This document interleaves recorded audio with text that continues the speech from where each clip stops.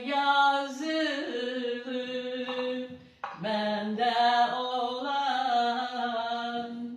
dünyadan büyüktür, dünyadan güçlüdür.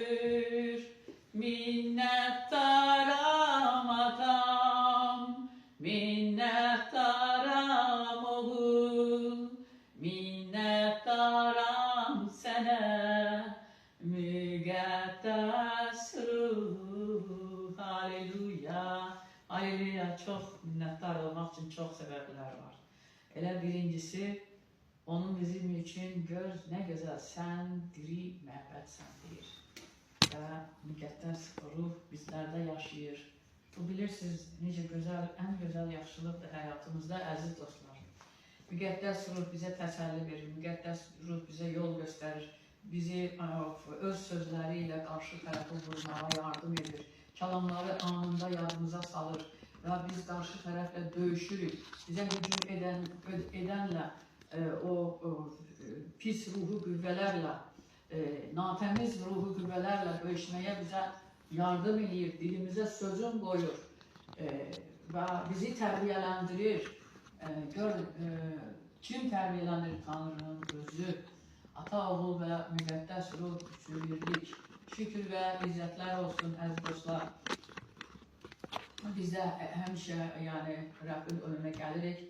Necə gəlirik? Minnətdarlıq hissi ilə. Kəlam deyir, minnətdarlıq hissi ilə mənim önümə gəl. Çünki biz əvvəlcədən iman etməliyik ki, indi bu saat nə diləsək, Rəbdən alacaq. Alacaqsa nə edirik? Minnəttar oluruq. Minnətdarlıq hissi ilə artıq almış kimi hesab edirik. Çünki kəlam deyir ki, sizin nəyə ehtiyac olduğunuzu mən siz demezdən əvvəl bilirəm. Amma məni çağırın. Dilinizlə iqrar edin, ürəyinizlə də inanın. Sizə səs verdim mənimlə danışmağa, dil verdim mənimlə danışmağa, dil verdim xeyr-dua verməyə. Xeyr-dua verənlərdən olun. Bir qulaqdan həm acı, həm şirin su gəlməz və biz Rəbbin evladları olaraq qoy həmişə o şirin su axan qulaqlardan olan İsa Məsihin adı ilə və Rəbbin önünə ilahilərlə gəlin. Məsələn, bugün gəlin belə bir yerdə ilahilərlə deyək, sənin müqəddəs hüzuruna İsa'nın adıyla gəlirəm, həyatını sən qurban verdin, bizlərin azadlığı üçün.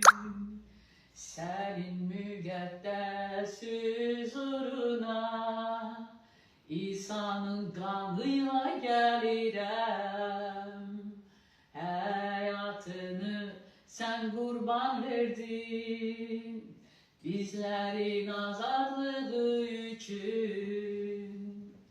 Sənə səcdə edirəm, mən səcdə edirəm, sənə səcdə edirəm, mən səcdə edirəm, sənin adın